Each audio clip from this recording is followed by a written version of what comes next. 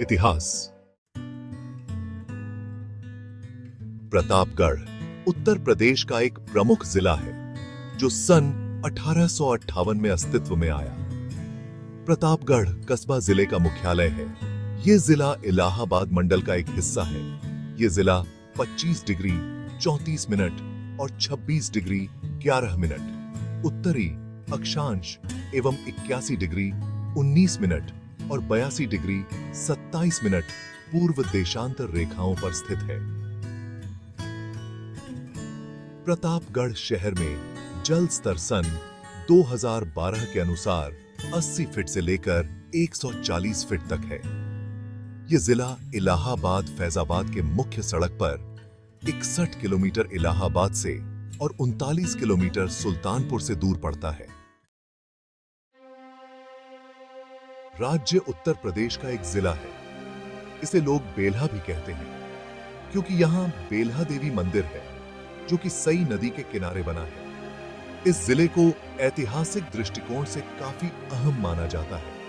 यहाँ के विधानसभा क्षेत्र पट्टी से ही देश के प्रथम प्रधानमंत्री पंडित जवाहरलाल नेहरू ने पदयात्रा के माध्यम से अपना राजनैतिक करियर शुरू किया था। इस धरती को रीतिकाल के श्रेष्ठ कवि आचार्य भिखारीदास और राष्ट्रीय कवि हरिवंश राय बच्चन की जन्मस्थली के नाम से भी जाना जाता है।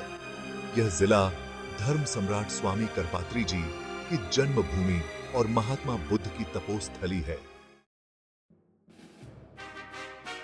स्थानीय राजा राजा प्रताप बहादुर, जिनका कार्यकाल सन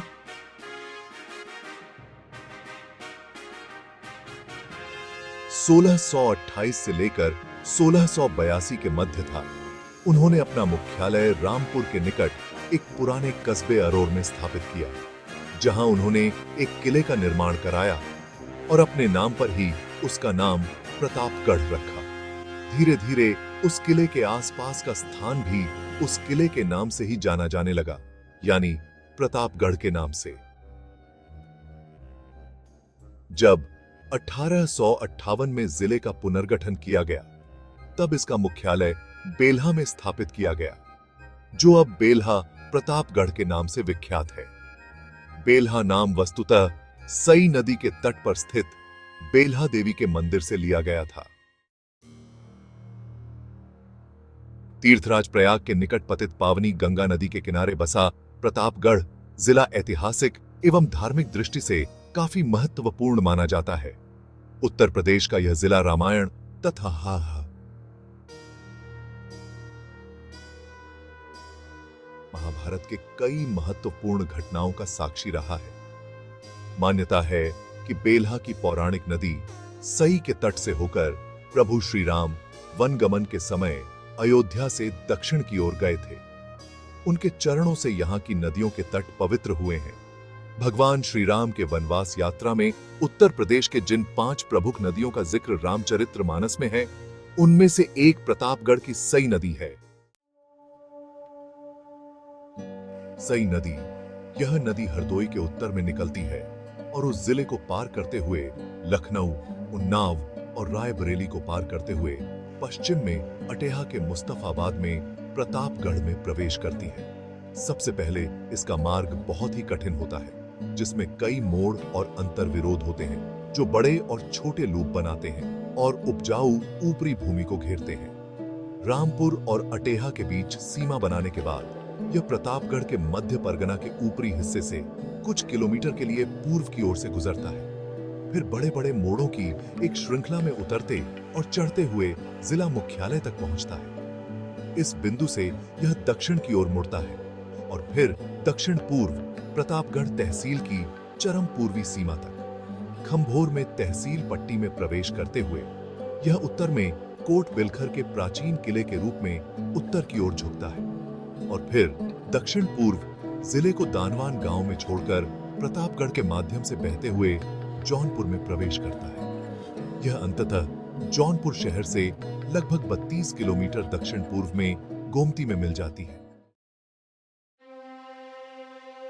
शुष्क मौसम में सई संकरी, उथली और आसानी से चलने योग्य होती है, जबकि इसकी सहायक नदियां केवल खड्ड बन जाती हैं। लेकिन बारिश में नदी में पानी की एक बड़ी मात्रा ले जाती है, जो काफी स्तर तक बढ़ जाती है और एक महान वेग प्राप्त कर लेती है।